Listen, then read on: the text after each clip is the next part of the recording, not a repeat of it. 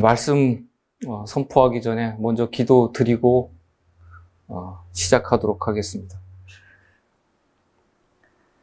자비하신 하나님 아버지, 오늘 저희에게 주의 말씀을 구하는 시간을 허락하신 은혜를 감사합니다.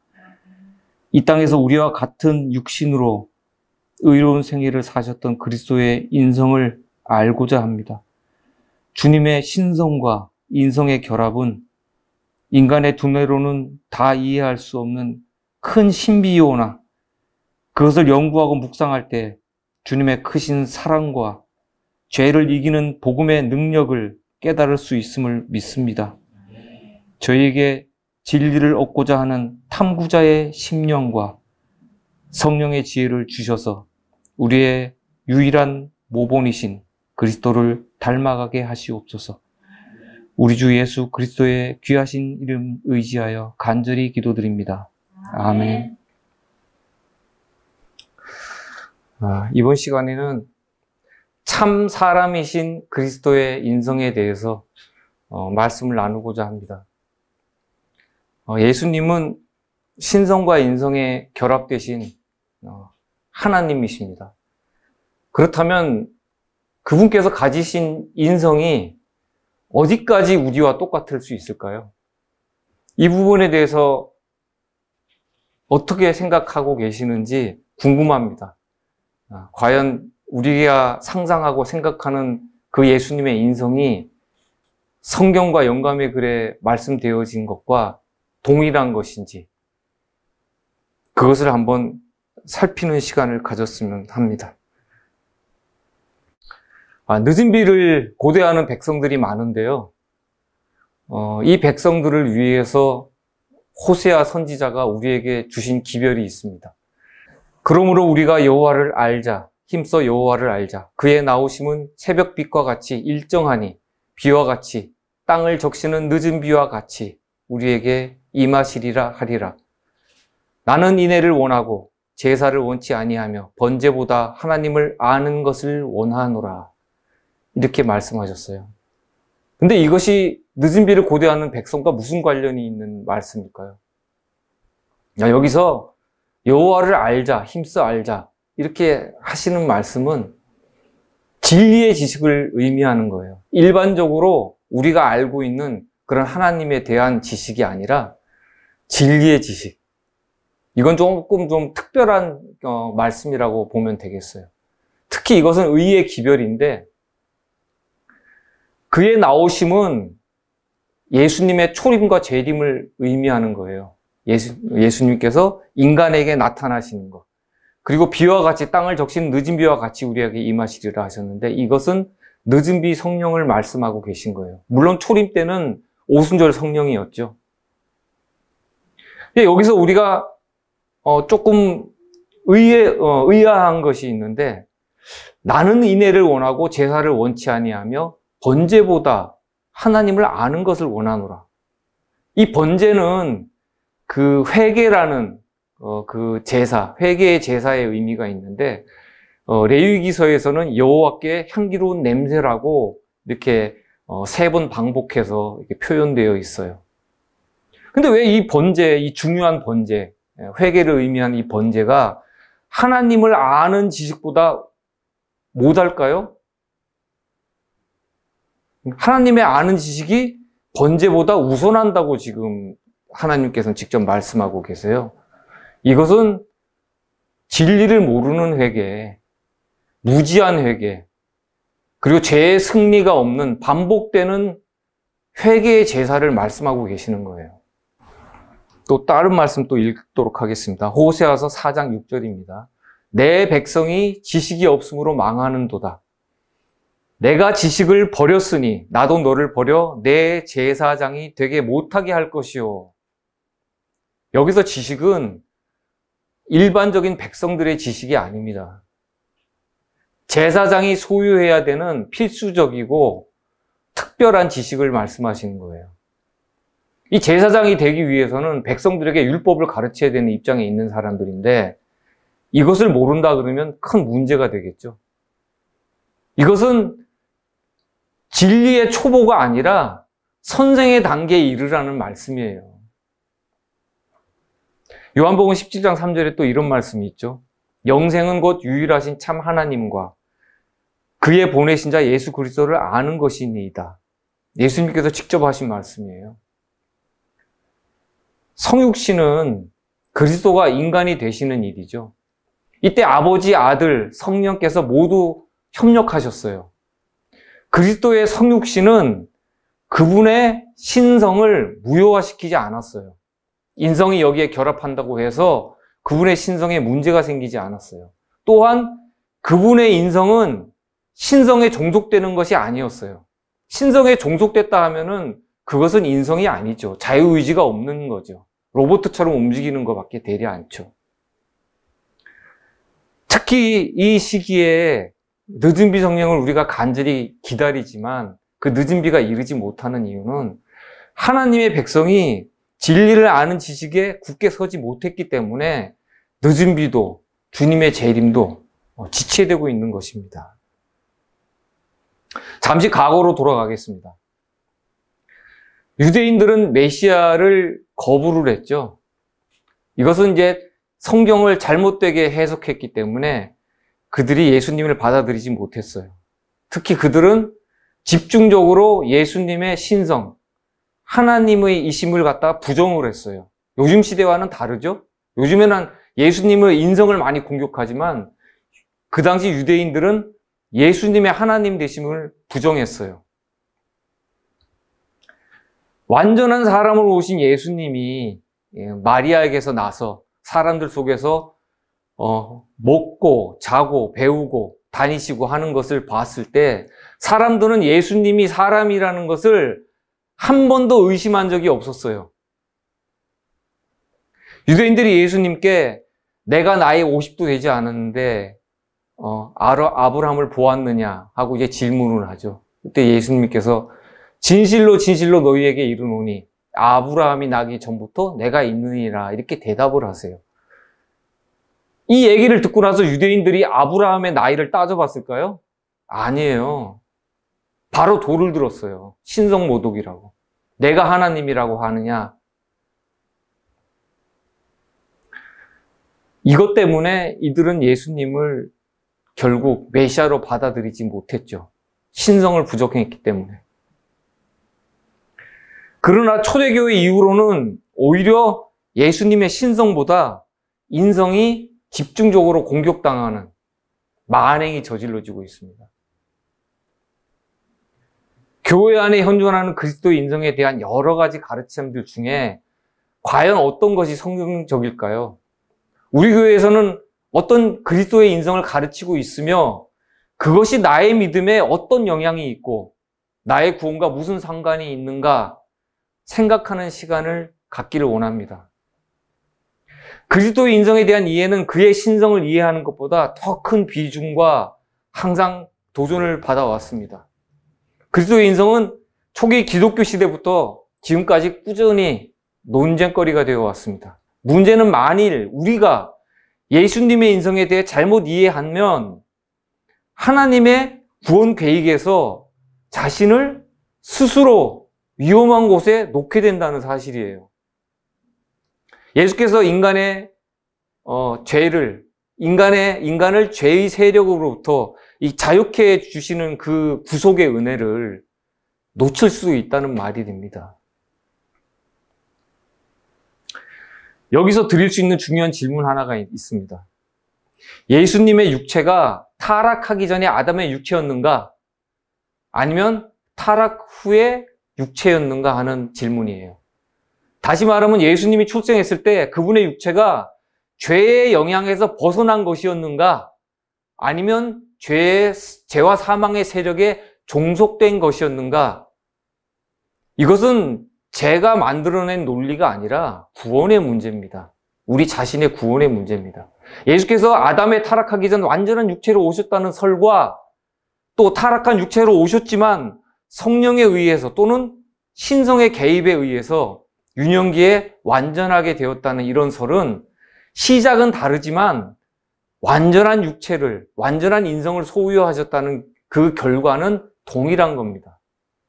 이 두 가지 설은 완전한 육체를 가지신 그리스도의 인성을 주장하기 때문에 그 뿌리가 같은 것입니다. 그리스도의 인성에 대한 가르침은 오늘날 많은 사람들에게 있어서 참 어렵고 혼돈된 교리로 인식이 되고 있어요. 그 이유는 교인들이 일반적인 시각으로는 분별하기 어렵다는 이유가 있죠. 그럼에도 불구하고 그리스도의 인성에 대한 가르침이 특별히 재림신앙을 하는 사람들 안에서 화두로 떠오르는 이유는 이것이 셋째 천사의 기별과 믿음으로 말미암는 의라는 그리스도인의 구원과 뗄 수 없는 관계를 가지고 있기 때문이에요. 다시 말해서 그리스도의 인성을 어떻게 이해하고 믿는가, 따라서 우리가 어떻게 구원을 받게 되는가, 여기에 대한 첫 단추를 끼는 것이 달라진다는 말씀이에요. 우리는 항상 겸손히 배운 그 학생의 자세로 그리스도의 성육신에 대한 연구를 시작할 필요가 있습니다. 다시 또 시대를 거슬러 올라가서 사도 요한이 복음 사역 말기에 어떤 일이 있었는가 한번 그 시절로 한번 되돌아가 보겠습니다. 요한이 반모섬에서 돌아왔을 때 당시 교회에는 거짓 교사들이 오류와 이설로 각처에서 그리스도의 교훈에 충돌되는 일들을 일으켰고 이단들이 교회를 위태롭게 하고 있었습니다. 요한은 이 유해한 오류가 점차 교회에 들어오는 것을 보면서 교회가 직면한 위험에 신속하게 대처를 합니다. 이때 사도 요한이 쓴 그 편지가 요한 1서, 2서, 3서예요. 요한은 하나님의 율법을 범하면서도 저희가 죄 없이 살고 있노라고 공언하는 자들과 접촉할 때 특별히 그들의 무서운 기만에 대하여 교인들에게 철저하게 경고하는 것을 잊지 않았습니다.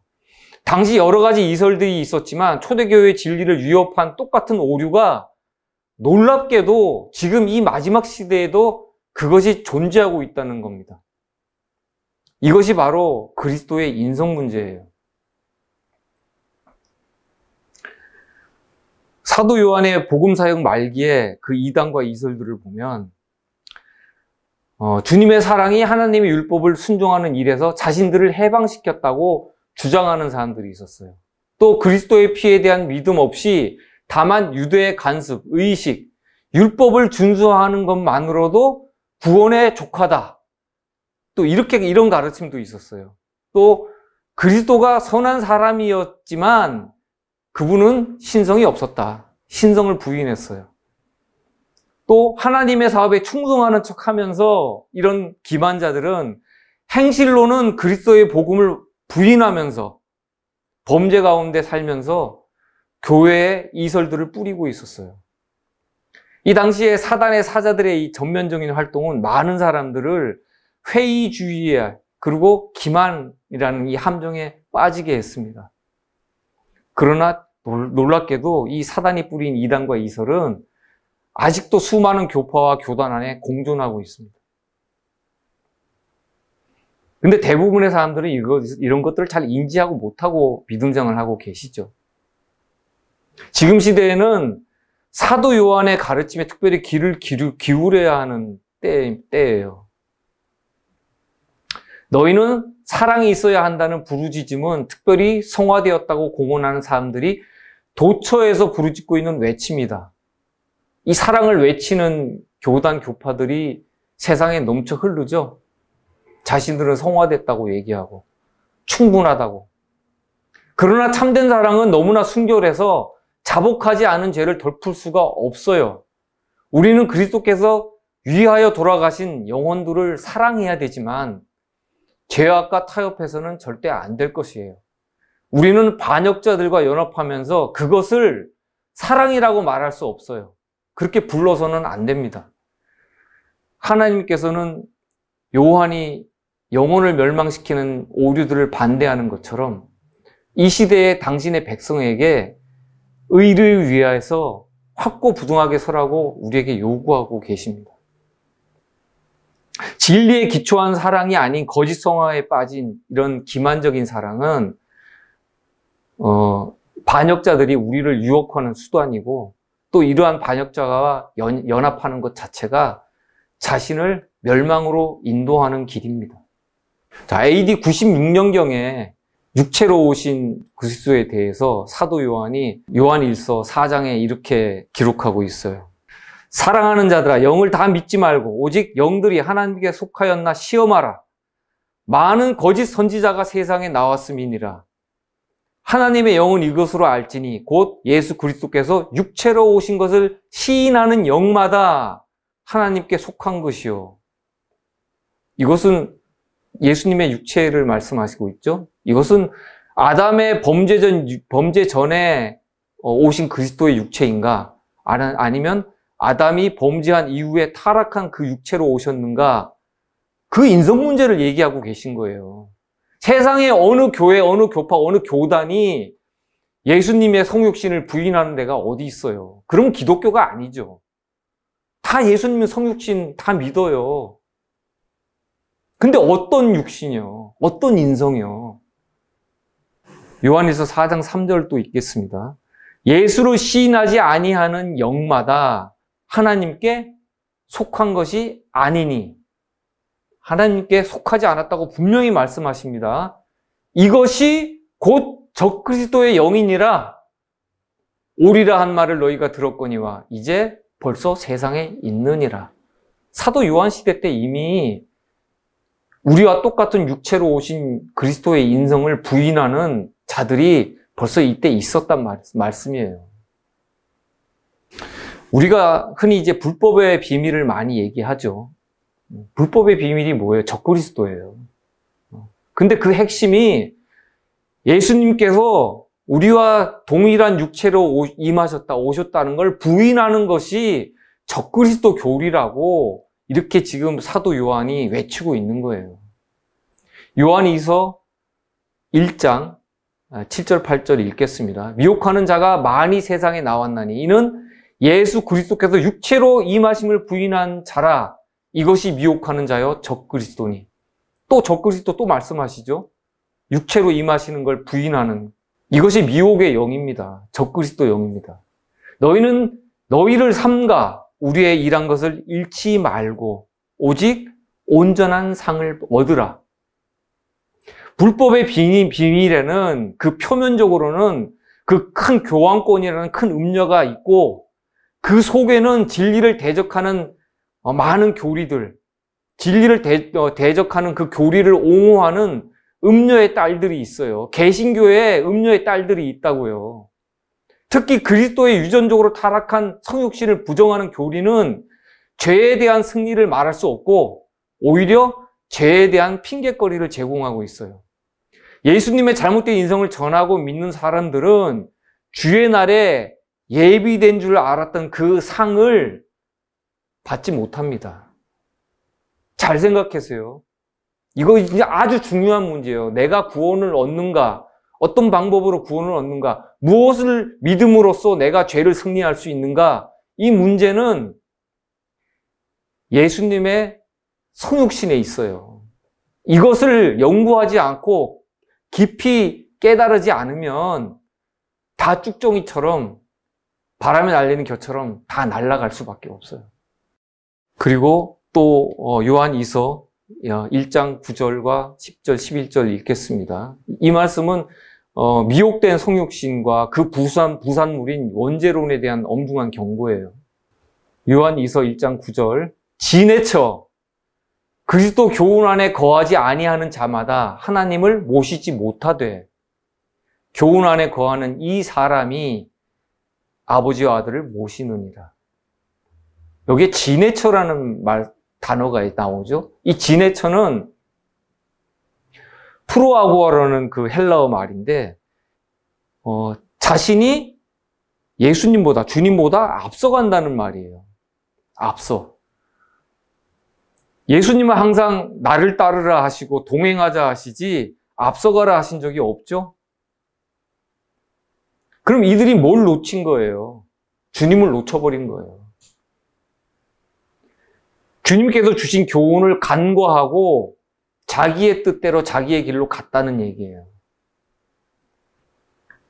10계명의 그 둘째 계명 중에 이런 말씀이 있죠. 출애굽기 20장 4절 그리고 신명기 5장 8절에 너를 위하여 새긴 우상을 만들지 말고 너를 위하여 그냥 새긴 우상을 만들지 말고가 아니에요.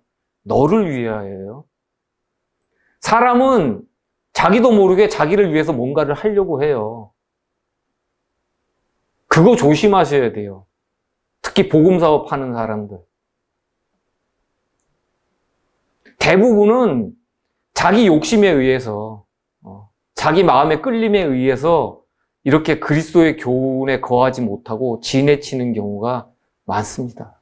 요한일서 1장 10절, 누구든지 이 교훈을 가지지 않고 너희에게 나아가거든 그를 집에 들이지도 말고 인사도 말라. 11절, 그에게 인사하는 자는 그 악한 일을 참여하는 자니라, 자임이니라. 그리스도의 교리인 적그리스도의 교리, 잘못된 그리스도의 인성을 믿는 사람과는 친분을 갖지도 말고 교제도 하지 말라는, 이거 엄중한 경고예요. 근데 우리가 말씀을 읽으면서 이런 부분들은 많이 놓치죠. 여전히 어떤 인간적인 관계, 사업적인 관계에 의해서 예전에 만난 사람들 또 만나고 얘기하고 그런 경우 많아요. 그렇게 하지 말라고 말씀하고 계세요. 왜요? 자기도 모르게 슬금슬금 알지 못하게 그런 나쁜 가마들이 들어온다는 거예요. 그게 사람의 본성이에요. 그게. 그 사람의 본성을 알기 때문에 그걸 차단하기 위해서, 우리를 지켜주기 위해서 사도 요한을 통해서 이런 말씀을 주신 거란 말이에요. 예수님께서. 19세기 프랑스의 개신교 신학자 에드먼드 드 프레상이 이런 말을 남겼어요. 구속주께서 이 큰 자유의 시험, 광야의 시험이죠. 광야의 시험을 통과하셨는데 그 시험이 없이는 어떤 도덕적 운명도 성취되지 않는다. 왜요? 이 광야의 시험에서 예수님은 신성과 인성의 시험을 다 받으셨거든요. 그래야 그분이 그리스도가 될 수 있는 거예요. 중보자가 될 수 있는 거예요. 만일 우리가 그에게 죄 없는 속성을 전가한다면, 이거 인위적인 거죠? 우리가 그분한테 죄 없는 속성을 들여버리는 거니까. 우리가 인위적인 거예요. 우리가 그분을 지상 존재의 실제적 상태로부터 격리시키는 것이 되는 것이며, 우리와 같이 되지 않으셨다면 그분은 우리와 아무런 관계가 없는 분이 된다. 이거 무서운 말씀이에요, 이거. 정말 무서운 말씀이에요. 우리가 예수님께 죄 없는 속성을 전가해버리게 되면 그분은 이 지상에서 하신 그런 사역들, 복음, 모든 것이 우리와 격리되고 또 그분은 우리와 속하신 분이 아니에요. 우리와 아무런 관계가 없는 분이에요. 바꿔 말하면 그리스도의 인성에 타락하지 않은 속성을 전가한 사람들은 실제로 주 예수 그리스도와 아무 관계가 없다는 거예요. 여러분들 좀 깨어나시기 바랍니다. 이것은 특정 교단이나 교회 또 생애 빛에서 전하는 게 아니에요. 프랑스의 개신교 신학자도 이런 말을 했잖아요. 참으로 거듭난 사람은 예수님의 성육신이 어떠한 것인지 볼 수 있는 성령의 지혜가 있다는 거예요. 리뷰 앤 헤럴드에 있는 기사를 한번 읽어드리겠습니다. 셋째 천사의 기별을 믿노라고 공언하는 많은 자들은 믿음으로 말미암는 의에 대한 교리를 잊어버렸다. 신성파의 사람들은 이 문제에 대하여 극단적인 이론을 주장하였다. 저들은 놀라운 열정을 가지고 그리스도만 믿으라. 그러면 구원을 받을 것이다. 그러나 하나님의 율법은 생각지 않아도 된다고 가르쳤어요. 이러한 교훈은 성령의 교훈과 일치하지 않습니다. 이러한 교리는 정직한 영혼들을 그릇된 길로 인도한다. 이렇게 기록되어 있어요. 그리스도만 믿으면 구원을 받는다고 전한 사람들 얘기는 셋째 천사의 기별에서 이탈한 사례를 든 것이고, 저자가 말하고 싶은 이 요점은 믿음으로 말미암는 의의 교리가 그들의 믿음에서 사라졌다는 사실이에요. 믿음으로 말미암는 의는 그리스도의 인성 문제가 핵심입니다. 하나님의 본성과 인간의 본성을 한번 그럼 말씀을 찾아서 한번 비교를 해보겠습니다. 자, 요한복음 4장 24절. 하나님은 영이시니 예배하는 자가 신령과 진정으로 예배할지니라. 창조주께서는 육이나 물질에 속한 것이 아무것도 없었어요. 하나님의 본성은 신성이고 신성은 품성이며 사랑이에요. 하나님의 품성은 이타적인 사랑이고 자기를 부인하는 사랑이에요. 그리고 인간의 본성은 그러면 어떤 것이냐? 창세기 2장 7절 여호와 하나님이 흙으로 사람을 지으시고 생기를 그 코에 불어넣으시니 사람이 생명이 된지라. 사람은 육과 영으로 이루어져 있는데 사람은 곧 육이라는 것은 곧 물질, 흙이죠. 흙에 속한 영적 생명체예요. 하나님께서 코에 생기를 불어넣어주셨다. 생명을 주셨다는 거예요. 그러니까 살아있는 영혼, 살아있는 생명체가 되었다는 건데 육에 속한 본성은 먹어야 살아요. 먹어야. 근데 영에 속한 본성은 먹지 않아도 살죠. 근데 사람은 하나님과 교통해야 되기 때문에 이 영을 가지고 있는 거예요. 아담과 하와는 육에 속한 그 본성, 이 식욕이 타락함에 의해서 영에 속한 품성, 그 이기심이 생긴 거죠. 영이 더럽혀진 거죠. 식욕에 의해서. 자, 그리고 그리스도의 또 인성을 보겠습니다. 요한복음 1장 1절. 태초에 말씀이 계시니라. 이 말씀이 하나님과 함께 계셨으니 이 말씀은 곧 하나님이시니라. 2절. 그가 태초에 하나님과 함께 계셨고, 태초가 언제인지는 우리는 피조물은 알 수가 없어요.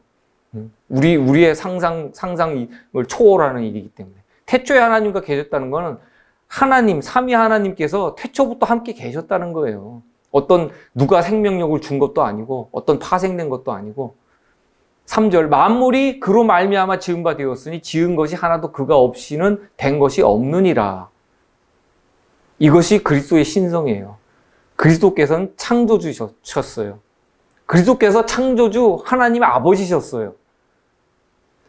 성부, 성자, 성령 모두 창조주 하나님 아버지세요.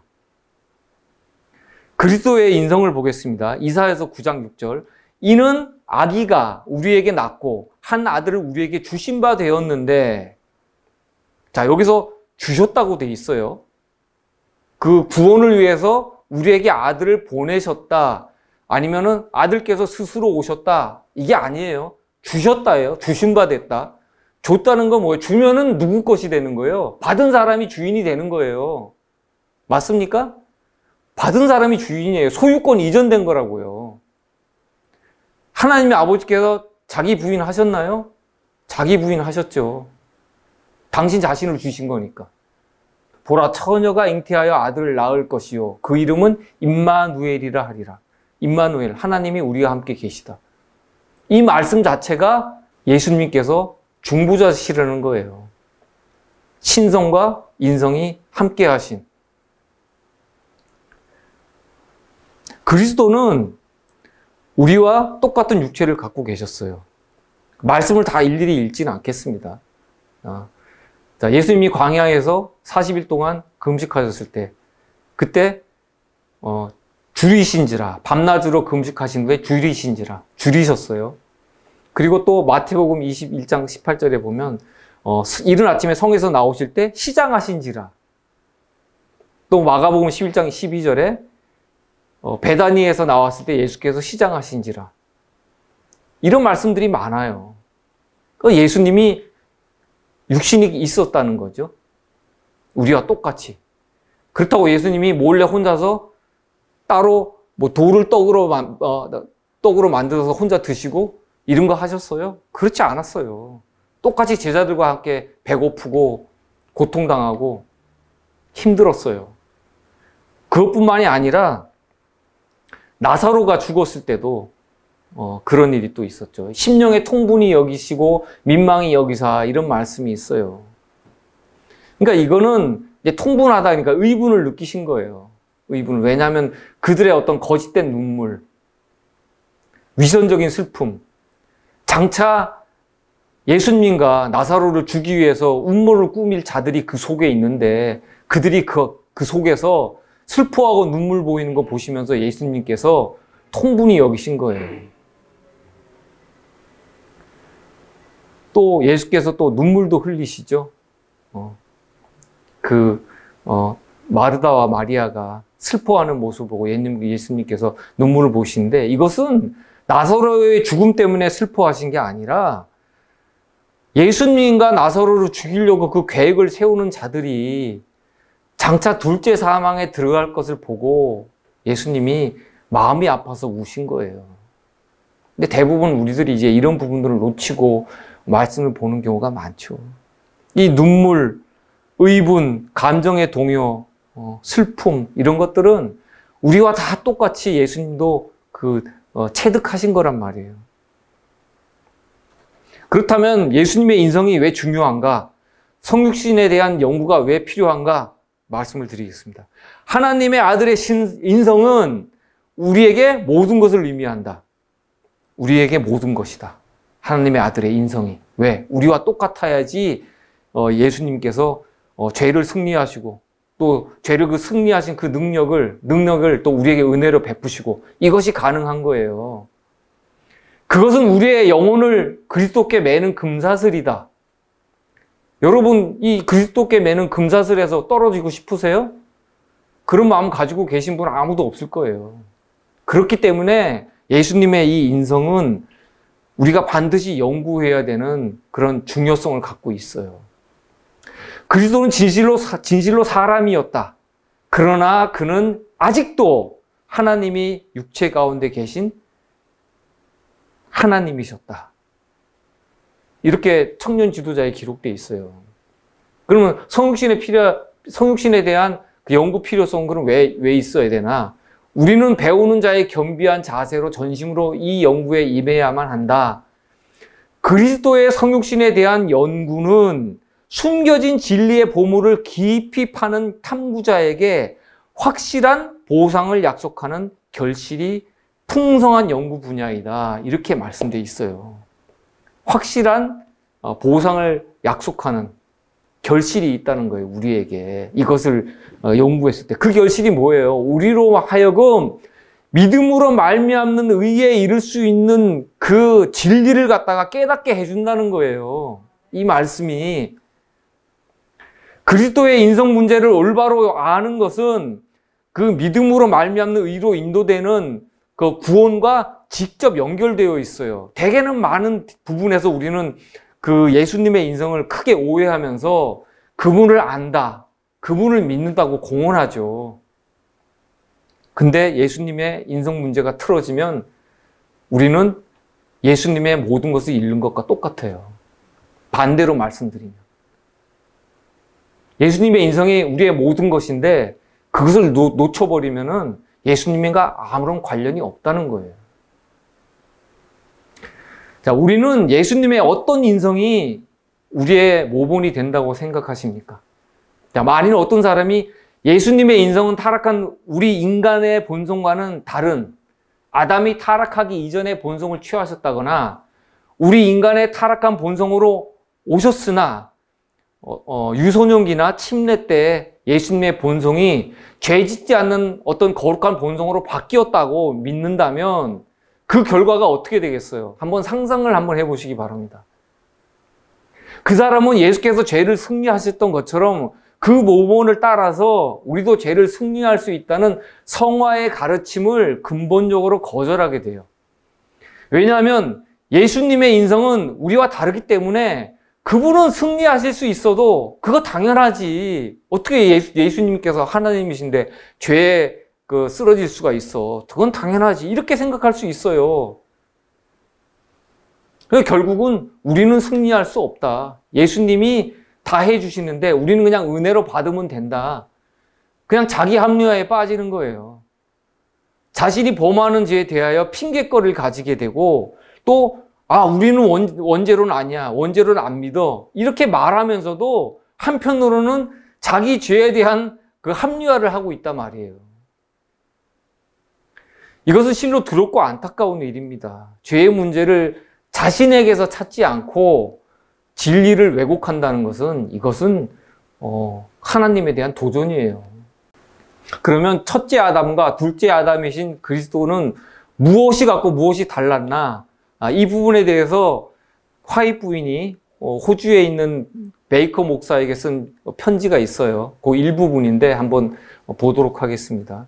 첫째 아담은 순결하고 죄 없는 존재로 그 위에 죄의 흔적이 없이 창조되었습니다. 그는 하나님의 형상을 지녔습니다. 그는 타락할 수 있었고 그는 범법으로 타락했습니다. 죄 때문에 그의 기질 속에 불순종의 선천적 성벽이 생겨났습니다. 그러나 이제 비교죠. 첫째 아담과 이제 예수 그리스도 둘째 아담을 비교하는 거예요. 그러나 예수 그리스도는 하나님의 독생자였습니다. 그분 스스로 인간 성품을 취하시고 인간이 당하는 바, 그러니까 인성이 당하는 바 같이 모든 점에서 시험을 당하셨습니다. 그는 죄를 지을 수 있었습니다. 뭐라고 적혀 있죠? 예수님도 죄를 지을 수 있었다. 이렇게 기록되어 있어요. 그러면 이 첫째 아담과 둘째 아담이 달랐나요? 똑같죠?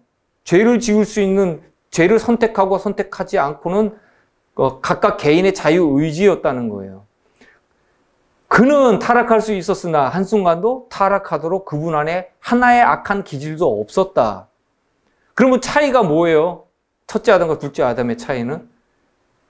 첫째 아담은 이 죄를 범함으로 인해서, 선악과로 인해서 그의 기질 속에 불순종의 선천적인 성벽이 생겨난 거예요. 그리고 이 성벽을 그 후손들, 아담의 후손들은 그 불순종의 선천적 성벽을 그대로 유전적으로 다 물려받았다는 거예요. 그러니까 첫째 아담과 둘째 아담의 차이는 그 기질의 변화예요.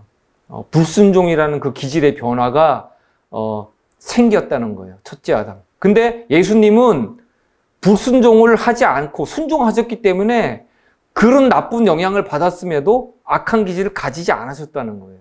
이게 다른 점이죠. 차이점이죠. 그리고 공통점은 첫째 아담, 둘째 아담 모두 자유의지를 가지고 있었다는 거. 그리고 이거를 이렇게 또 말씀을 보면 또 복잡하니까 잘 이해하실 수 없는 분들이 있을 것 같아서 제가 간단하게 표를 한번 그려봤어요.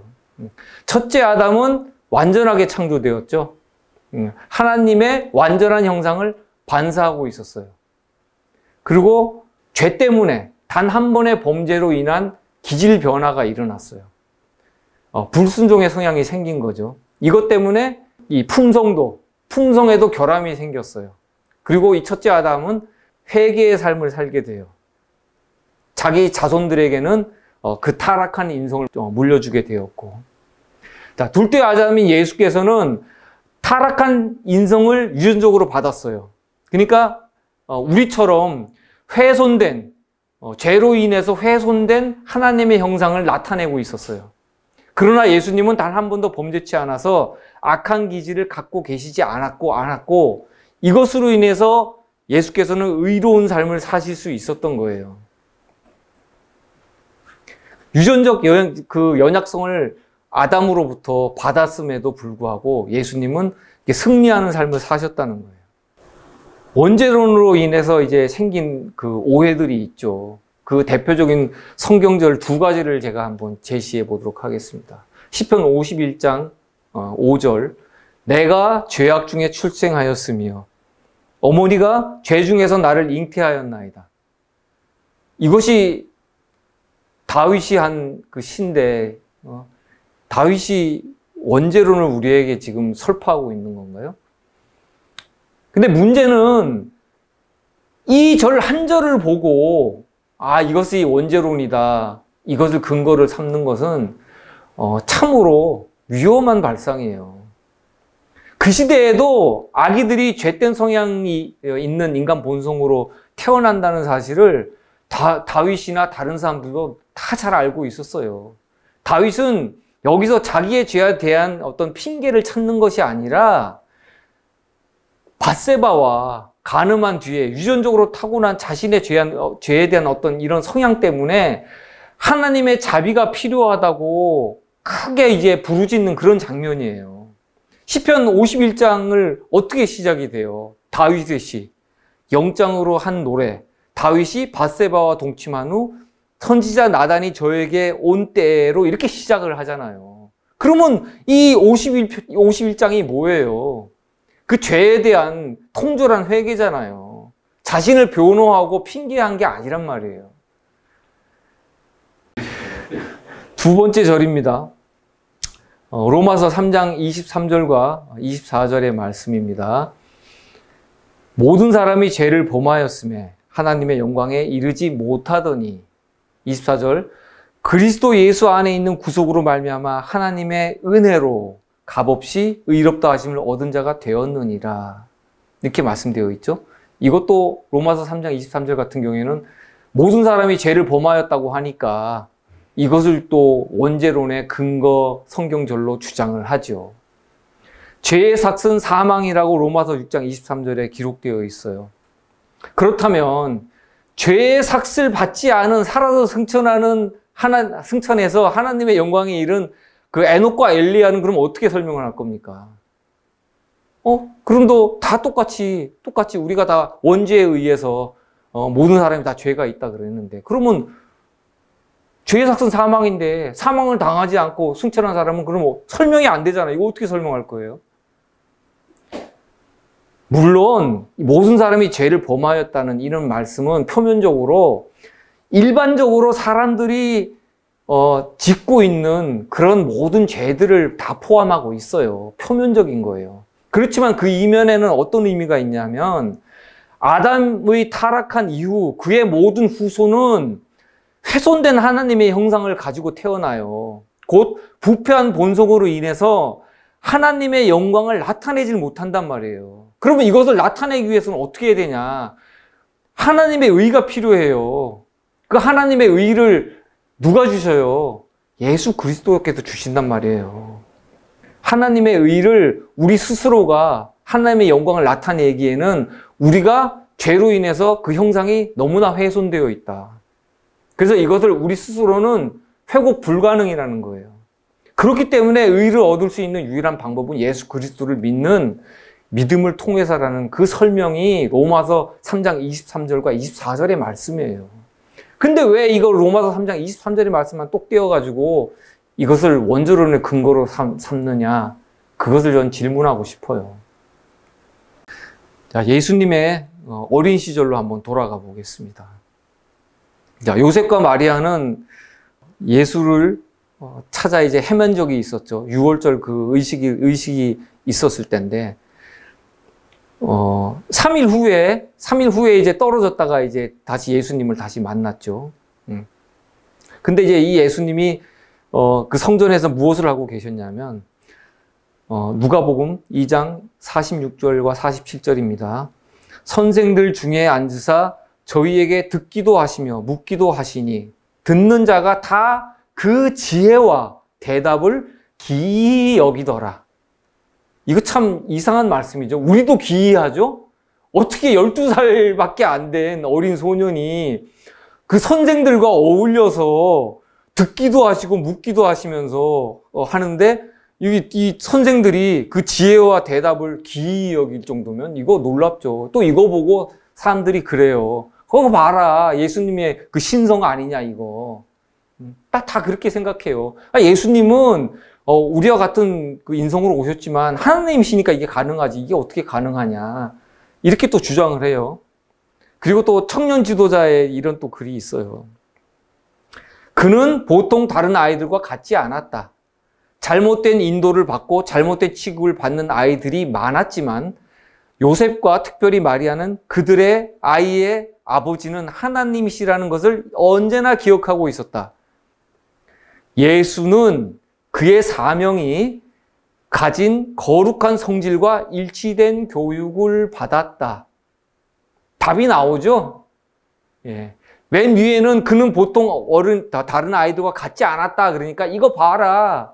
예수님은 우리와 같지 않다. 그랬지만은 그 좀 몇 절 밑으로 내려가면은 여기 다 답을 보여주시잖아요. 예수는 그의 사명이 가진 거룩한 성질과 일치된 교육을 받았다. 교육을 받으신 거예요. 예수님은 말씀을 사모하셨어요. 말씀을 구했어요. 그리고 연구하셨어요. 이것은 예수님이 말씀을 붙들고 있었기 때문에 성령께서 예수님을 계속 올바른 길로 인도하고 계셨던 거예요. 예수님의 어떤 속에 감춰진 신성이 그분을 그렇게 만든 게 아니라는 거예요. 이것으로 인해서 그 부모들은 요셉과 마리아는 의의 편으로 기울어지는 그분의 성향을 보고 기뻐했어요. 자, 청년 지도자에 있는 말씀 더 읽겠습니다. 그리스도는 하나님의 아들이심으로 오늘날의 어린이들이 가지고 있는 것처럼 시험거리를 갖지 않으셨다고 생각할지 모른다. 성경 말씀은 그분이 모든 면에서 우리와 동일하게 시험을 받으셨다고 말한다. 모든 면에서. 그러면 어렸을 때도 시험을 받았을까요? 그가 그처럼 성경에 정통하신 사실은 그가 소년시대에 하나님의 말씀을 얼마나 부지런히 연구하셨는지를 보여준다. 또 이런 증언의 말씀도 있어요. 어린 예수님도 다른 아이들이 가진 시험거리가 있으셨어요. 그러나 그분은 말씀을 부지런히 연구하셨고 말씀에 순종하셨기 때문에 이 시험을 어렸을 때부터 받으셨지만 이기시면서 잘하신 거예요. 자, 누가복음 2장 52절에 보면 예수는 그 지혜와 그 키가 자라가며 하나님과 사람에게 더욱 사랑스러워 가시더라. 이 말씀이 나오죠. 지혜와 키가 자라가며 하나님과 사람에게 더 사랑스러워지시더라. 여기 보면 키가 나오죠. 키가 자라죠. 이건 이제 사람의 육신이죠. 그리고 지혜는 하나님의 말씀이죠. 말씀의 양육을 받아서 지혜가 자라는 거죠. 지혜는 하나님의 말씀이니까 신성이에요. 그리고 그 키는 인간의 육신이니까 사람이에요. 그러니까 하나님의 신성과 인성이 결합돼서 같이 자라나시네요. 예수님께서. 그리고 사랑을 받으신데 어떻게 사랑을 받아요? 하나님과 사람에게 사랑스러워 가시더라. 하나님과 사람에게. 한쪽만? 아니요. 하나님과 사람에게. 양쪽 다. 이것도 신성과 인성의 결합이에요. 또 시대의 소망 70페이지에 이런 말씀이 있어요.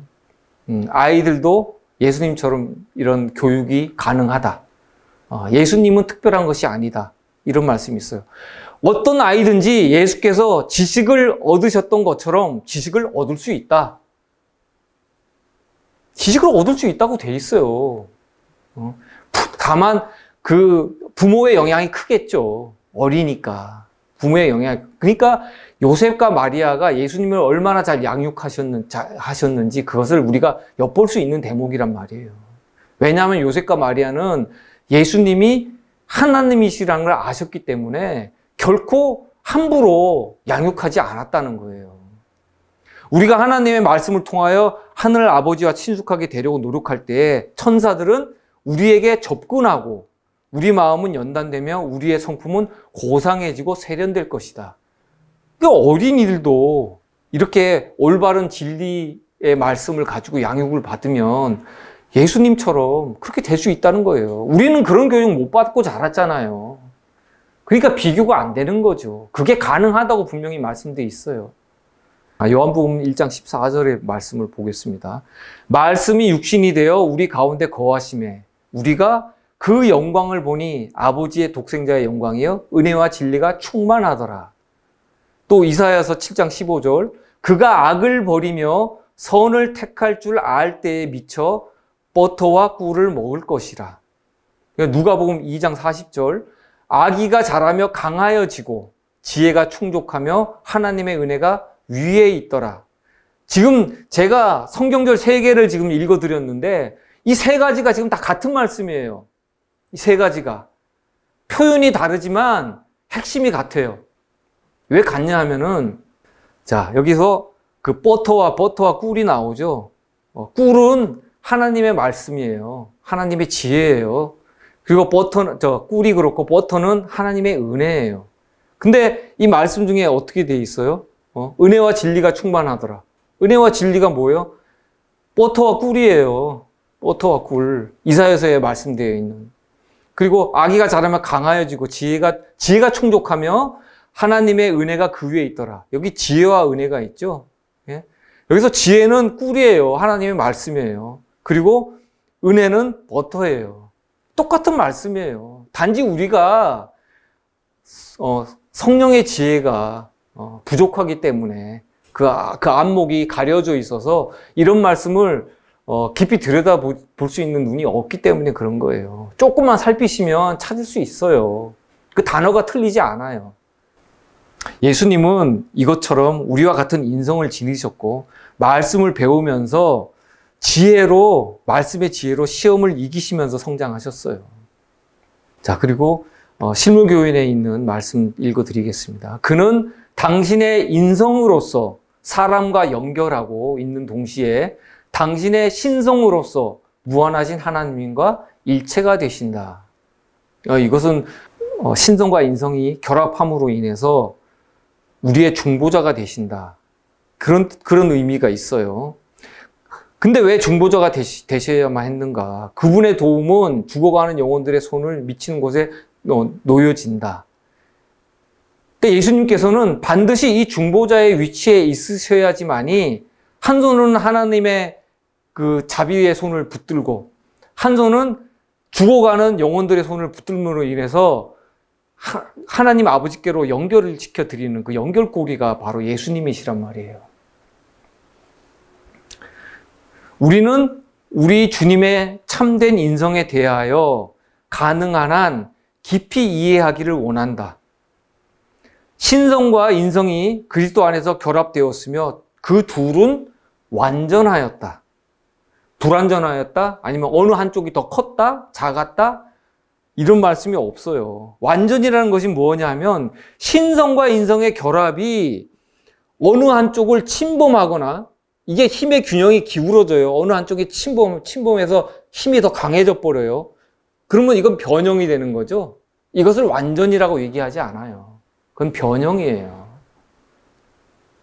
나쁘게 얘기하면 속임수예요, 속임수. 예수님 안에 사람들을 속이려고 하는 그런 것이 있었어요? 천만부당한 얘기죠. 우리 주님의 참된 인성을 깊이 이해하면 이런 변개된 그리스도의 인성론을 얼마든지 분별할 수가 있어요. 그리스도의 신성과 인성의 연합이 깨지는 순간에 하나님의 구속의 계획도 실패하는 거예요. 하나님이 실패할 수 있었을까요, 과연? 여러분들은 대부분 그럴 거예요. 실패하실 수 없다. 그럴 수 없다. 어떻게 그런 일이 있냐. 자, 말씀을 제가 읽어드릴게요. 이것은 이제 영문 성경 주석에 있는 내용이에요. 그리스도께서 자신을 낮추시고 인간이 되셨으나 신성은 아직도 그 자신의 것이었다. 그의 신성은 그가 충실히 서 있고 충성하는 동안 상실할 수 없다. 조건이 있죠. 그분의 신성이 분명히 서 있는데 어떻게 할 때만 서 있다? 제대로 상실하지 않는다? 그가 충실히 서 있고 충성하는 동안, 하나님 아버지께 순종하는 동안, 하나님 아버지께 충성하는 동안은 그 신성을 상실하지 않는다는 거예요. 그럼 뭐예요? 다른 말로 하면 예수님께서 불순종하거나 아주 작은 죄 하나라도 범하시면 예수님은 버림받는다는 거예요. 예수님도 하나님이신데 버림받아요. 왜? 인성이 있기 때문에. 사람으로 오셨기 때문에. 하나님으로만 계시면 아무 문제가 없는데 사람이었다는 그 이유 하나 때문에 예수님이 죄를 범하면 버림받으시는 거예요. 그리스도는 그가 인간이 되었을 때 하나님이심을 중지하지 않으셨다. 그가 자신을 낮추어 인간이 되었을지라도 신성은 아직도 그의 것이었다. 이렇게 시대의 소망을 기록하고 있어요. 원수는 하나님의 인성 안에 있는 신성으로 정복당했다. 구주의 신성의 능력은 감추었다. 만일 예수님이 하나의 죄라도 범하셨다면 그 인성과 신성이 다 버림을 받는데 예수님만 버림받으시는 게 아니라 그렇게 되면 이 전 인류가 아담을 비롯해서 하와 이 세상 말세에 태어나는 그 마지막 시대의 사람들까지 다 멸망받는 거예요. 다 멸망되는 거예요. 그러니까 하나님께서는 자기 자신을 다 거신 거예요. 우리가 흔히 알고 있는 이런 그리스도의 인성 속에는 무엇이 감춰져 있냐면 그래도 그분은 하나님이시니까. 그래도 하나님이시잖아. 그럴 수 없지. 이런 전제가 우리 이런 생각 속에 엄청나게 많이 깔려 있어요. 그렇지 않단 말이에요, 말씀은. 하나님이 왜 사랑이시에요? 하나님 당신 스스로가 자신을 부인하고 이 죄된 인간의 육신을 입고 이 세상에 던져졌단 말이에요, 하나님이. 그냥 던져진 거예요. 그냥 언제든지, 아유, 내가 이거 하기 싫어. 내가 이제 더 이상 너희들 사랑할 수가 없다. 그렇게 해서 그냥 오신 분이 아니라는 거예요. 내가 멸망당할지라도 내가 너희를 구하겠다. 그 사랑의 일념 하나로 오셨단 말이에요, 예수께서는. 그리스도 안에서 신과 인간이 결합되었다. 다시 말하면 창조주와 피조물이 결합되었다. 그 법이 범해진 하나님의 성품. 그러니까 하나님께서는 당하시는 입장이죠. 법이 범해졌으니까. 당하시는 입장이죠. 그 법이 범해진 하나님의 성품과 그 법을 범한 범법자 아담의 성품이, 그러니까 하나님을 아프시게 한, 하나님께 상처를 내드린 그 아담의 성품이 예수 곧 하나님의 아들이요 사람의 아들인 예수 안에서 만났다. 이렇게 그리스도의 신성과 인성을 묘사하고 있어요. 만약 사단이 그리스도를 유혹하여 가장 작은 죄 한 가지라도 이제 범하게 했다면, 만약 그리스도의 머리를 상하게 할 수 있었다면 우리 인류의 소망은 완전히 사라지고 없어지는 거예요. 하나님의 진노는 아담에게 이른 것 같이 그리스도에게도 임하는 것이다. 따라서 그리스도와 교회는 완전히 소망을 잃었을 것이다. 이 성경 주석에 이렇게 돼 있는 거예요. 성경 주석이 이렇게 돼 있어요. 근데 이거를 권위 있는 이런 그 주석을 우리가 잘못됐다, 거짓이다 이렇게 얘기할 수 있어요. 원죄론 꺼내 들고 이거 가지고 여기다가 공격할 수 있어요. 한 아들을 우리에게 주신 바 되었는데, 이 말씀은 우리에게 완전히 주셨어요. 완전히. 그것이 성공할 수도 실패할 수도 있는데도 우리에게 무조건 주셨단 말이에요. 왜? 우리를 너무 사랑하시니까. 예수의 신성과 인성의 결합을 깨는 두 가지가 있어요. 예수님의 신성과 인성을 깨는 그 결합을 깨는 두 가지가 뭐냐면, 첫째는 죄예요, 죄.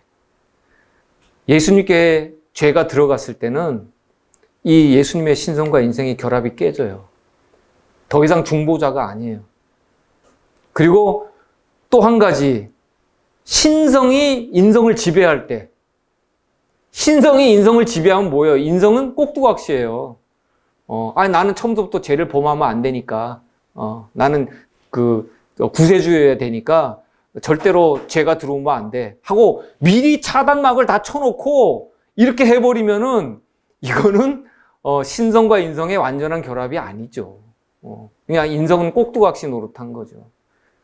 하나님이 우리를 속이는 분이세요? 아니잖아요. 그리고 다른 말로 표현하면 신성이 인성을 통제할 때, 통제해서도 안 돼요.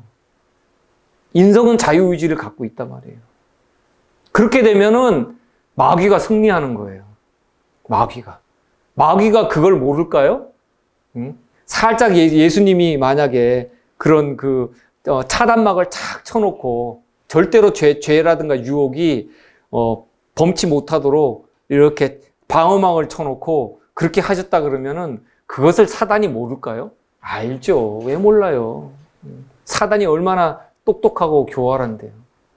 사단이 가만히 있지 않아요. 자, 이증언 202페이지에 있는 말씀 읽겠습니다. 그분은 우리와 같이 연약하신 형제이시다. 이것은 예수님의 인성을 말씀하신 거죠. 그러나 같은 성정, 여기서 이제 성정이라고 번역이 되어 있는데 이것을 다른 말로 번역을 하면 우리나라 말로 열정, 정욕 이런 것으로 번역될 수도 있어요. 성정을 갖지는 않으셨다. 흠없는 분으로서 그분의 본성은 악과 상관이 없었다. 이것은 예수님의 신성, 품성을 얘기하고 있는 거예요. 그리고 사단에 대한 대항이라는 책에 이제 36페이지에 이런 글이 있어요. 그분은 온 세상을 휩쓰는 저주의 물결을 느꼈다. 그는 부절제한 식욕의 힘과 세상을 지배하여 사람에게 표현할 수 없는 고통을 초래하는 거룩지 못한 정욕의 힘을 실감하셨다. 또 이런 글을 보고 또 이상하게 해석하는 사람들이 있어요. 예수님도 우리와 같은 충동과 욕망이 들끓었다. 또 이렇게 해석하는 분들이 있어요. 근데 이거는 말씀을 참 잘 보세요. 본인 이것을 느꼈다, 실감했다. 이것은 유혹을 받아들였다는 의미가 아니에요.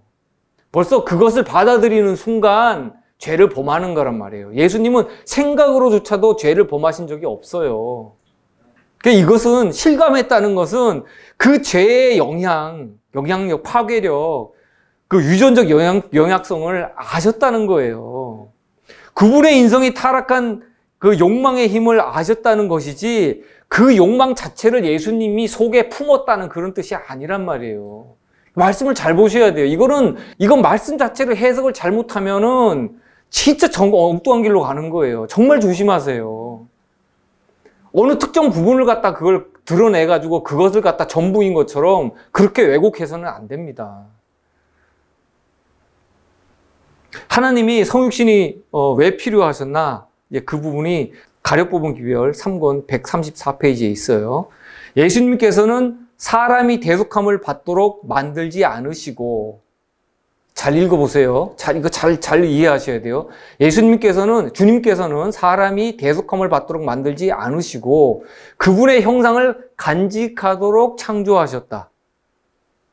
인간이 죄로 상실된 하나님의 형상을 회복하는 방법은 죄 없고 흠없는 인간 대속뿐이었다. 이게 무슨 말씀이냐면, 하나님께서 인간을 창조하실 때 대속함을 받도록 해서 만들었다 그러면 예수님이 직접 이 땅에 오실 필요가 없어요. 하나님이.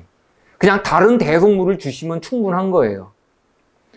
근데 대속함을 받도록 만드신 것이 아니라 그분이 형상을 간직하도록 주셨기 때문에 우리 인간에게는 비록 훼손됐지만 하나님의 형상을 다 갖고 있단 말이에요. 그 형상 때문에 그 형상을 회복하시는 유일한 방법이 죄 없고 흠 없는 그 대속물, 인간 대속물, 그것이 필요했던 거예요. 그래서 하나님이 육신이 되실 수밖에 없었던 거란 말이에요. 자, 주님의 타락한 인성은 우리를 구원하시기에 넉넉한가? 우리에게 어떤 힘을 주시는가? 그 말씀을 좀 읽어보겠습니다. 서신 81페이지에 있어요.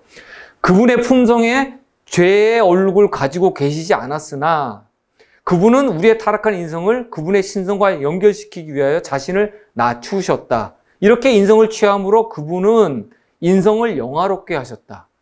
인성을 어떻게 하셨다고요? 영화롭게 하셨다. 우리가 인성이 있죠? 우리가 가진 인성을 영화롭게 하셨다고요. 우리가 가진 인성을, 이 죄로 타락되고 더럽혀진 우리의 인성을 영화롭게 하셨다고요. 우리의 타락한 속성을 취하심으로 그분은 그것을 위하여 그분이 이루어 놓으신 넉넉한 준비를 받아들일 때 이것을 넉넉한 준비라고 묘사되어 있어요. 넉넉한 준비. 우리의 타락한 속성을 취하신 것이 우리를 구원하시기 위한 넉넉한 준비라고 말씀하신단 말이에요. 그리고 신성을 나누어 받는 자가 될 때 그것이 무엇이 될 수 있는가를 보여주셨다. 신성을 나누어 받는 자가 될 때 무엇이 되었어요? 인성이 영화롭게 된다는 거예요. 우리가 하나님의 영광에 이를 수 있다는 거예요. 이 말씀이. 우리가 하나님의 신성, 하나님의 성품에 참여할 수 있는 자가 된다는 말씀이에요. 자, 그리스도의 인성의 완전함을 파괴하는 행위는 곧 경건의 비밀을 부정하는 죄가 돼요. 이것도 정말 조심하셔야 돼요. 왜냐하면 진리는 별도로 독립된 진리가 없어요. 다 금사슬처럼 다 연결되어 있단 말이에요. 셋째 천사의 기별, 믿음으로 말미암는 의, 그리고 경건의 비밀, 이런 것들은 다 하나의 진리예요. 하나의 진리예요. 어느 고리 하나를 끌어낼 수가 없어요. 어느 하나가 틀어져 버리면 나머지도 다 변개되게 돼 있어요. 우리의 승리와 순종은 진정한 인간의 것이었음을 마음에 명심하라. 그리스도의 승리, 순종은 우리 인간의 것이다. 마음에 명심하라고 말씀하세요. 결론적으로 우리는 주님의 인성에 대한 잘못된 견해 때문에 많은 잘못을 범한다. 지금도 범하고 있잖아요. 그 원죄론에 기만당한 거. 유사 원죄론들도 많아요. 원죄론 아니라 그러면서 실상은 들여다보면 원죄론보다 더 교활해요. 더 나빠요. 대놓고 차라리 원죄론이라 그러면은 할 말이 없어요. 그러니까 저 사람들은 원죄론 믿는다. 근데 원죄론 아니라 그러면서 막상 다 뚜껑 열어보면 원죄론보다 더 나쁜 것들이 들어있는 거예요. 만약 우리가 그분의 인성에 사람이 사단과의 투쟁에서 가질 수 없는 그러한 능력을 부여한다면, 사람이 사단과의 투쟁에서 가질 수 없는 능력을 우리가 주님한테 부여한다면 우리는 그분의 인성의 완전성을 파괴하는 것이다. 이거 정말 중요한 말씀이에요. 원죄론, 유사 원죄론, 원죄론 아니다 하면서도 살짝 말만 싹 틀어가지고 그렇게 하는 것들, 그 전부 다 예수님의 그 인성의 완전성을 파괴하는 행위란 말이에요. 이것이 적그리스도예요. 적그리스도. 다른 것이 적그리스도가 아니란 말이에요. 여러분들 무엇이 자꾸 와가지고 적그리스도라 하고 뭐 나타난다 이러니까 자꾸 그 사람만 쳐다보고 있는데, 이런 가르침 자체가 적그리스도라니까요. 오해하지 마세요. 물론 말세에 마지막 때에 예수님이 재림하시기 전에 사단이 직접 적그리스도가 나타나요. 자기가 그리스도라고. 그거하고는 다른 거예요. 말씀으로 이미 사람들을 갖다가 다 정복한단 말이에요. 사단은. 가짜 가르침으로. 그분은 믿음으로 그분을 받아 모든 자에게 그분의 입혀주시는 은혜와 능력을 주신다. 이 은혜와 능력이 어디서 나와요? 예수님의 인성에서 나온단 말이에요. 이것이 경건의 비밀이에요. 그 능력을 우리에게, 그 은혜와 능력을 주셔서 죄를 승리하고 품성을 개발할 수 있게끔 이렇게 도와주신다고요. 그렇게 해서 우리를 하나님의 신성에 참여하게 하는, 이것이 바로 경건의 비밀이란 말이에요. 그분의 아버지에 대한 그리스도의 순종은 인간에게 요구되는 동일한 순종이다. 여기 또 순종에 대한 말씀이 나오죠. 그리스도께서 하나님께 아버지께 죽기까지 순종하신 것, 그것 또한 역시 우리에게 요구되는 동일한 순종이라는 거예요. 우리가 그렇기 때문에 그리스도를 소유한다는 것은 그분의 승리가 우리의 것이 된다는 거예요. 그분의 승리가. 그분의 순종도 우리의 것이 돼야 돼요. 승리만 우리의 것이 된다고 그러면은 이건 말이 안 돼요. 그렇게 따지면 칭의로만도 구원받아야죠. 성화가 필요해요. 순종이라는 성화가 필요하다고요. 그래야지 우리가 신의 성품에 참여하는 자가 될 수가 있어요. 자, 에베소서 4장 13절, 14절, 15절의 말씀이에요. 우리가 다 하나님의 아들을 믿는 것과 아는 일에 하나가 되어 온전한 사람을 이루어 그리스도의 장성한 분량이 충만한 데까지 이르리니, 이는 우리가 이제부터 어린아이가 되지 아니하여 사람의 괴술과 간사한 유혹에 빠져 모든 교훈의 풍조에 밀려 요동치 않게 하려 함이라. 오직 사랑 안에서 참된 것을 하여 범사에 그에게까지 자랄지라. 그는 머리니 곧 그리스도라. 이렇게 말씀되어 있어요. 이 말씀을 조금 좀 더 들여다보면 그리스도를 믿는 것과 아는 일에 하나가 되라, 이런 말씀이거든요. 그리스도를 우리가 하나님의 아들로 잘 믿어요. 문제가 없어요. 여기까지는. 근데 아는 것과 믿음은 달라요. 다 믿는다고 해요. 믿음이 같다고 하죠. 근데 실상은 진리의 지식을 열어보면 믿는 바가 달라요. 이 진리의 지식과 주를 믿는 이 믿음이 하나가 되어야 돼요. 온전하게 하나가 돼서 일치가 돼야 된단 말이에요. 이것 자체가 균형이 무너져 있는데, 잘못된 걸로 가고 있는데 어떻게 그 사람이 믿음이 온전하다고 할 수 있어요? 이거 중요한 거예요, 이거는. 그리고 여기서 이 믿음과 아는 지식이 온전히 하나가 됐을 때 우리가 어린아이처럼 이게 젖이나 받아먹고, 예? 눈깔 사탕이나 빨고 이런 게 아니라 그리스도의 장성한 분량까지 충만한 데까지 이룰 수 있다는 그런 말씀이에요. 자, 제가 오늘 그리스도의 인성에 대해서 많이는 나누지 못했지만 중요한 문제에 대해서 끌어내서 말씀을 드렸어요. 네, 이것으로 이제 다 충분하지는 않아요, 물론. 그렇지만 항상 그리스도의 학교에서 배운다는 그런 생각을 가지고 말씀을 연구하시기 바랍니다. 그리스도의 인성의 문제는 우리의 모든 것이라고 했어요. 우리의 모든 것을 잃지 마시기 바랍니다. 우리의 모든 것을 얻으셔야죠. 그리고 다음 시간에는 2부가 또 이제 준비가 돼 있으니까 이 영상이 언제 나갈지 모르지만은 또 2부를 또 준비해서 또 보내드리도록 하겠습니다. 기도하고 마치도록 하겠습니다. 하나님 아버지, 많은 그리스도인 중에 이분 그리스도를 안다고 말하고 예수를 믿는다고 공언하지만 정작 하나님께서 왜 굳이 추한 인간의 본성을 지니고 오셔야만 했는지 아는 사람은 너무도 적습니다. 저희 믿음이 스스로 모순에 빠지거나 스스로 오류 가운데 있기를 원치 않습니다. 하나님께서 저희가 알고자 하는 그리스도에 대한 지식을 허락하셔서 주님의 완전한 성육신이 저희에게 은혜가 되고 능력이 되게 하시며 죄를 승리하고 품성의 결함을 고칠 수 있도록 인도하여 주시옵소서. 우리 주 예수 그리스도의 귀하신 이름 의지하여 간절히 기도드립니다. 아멘.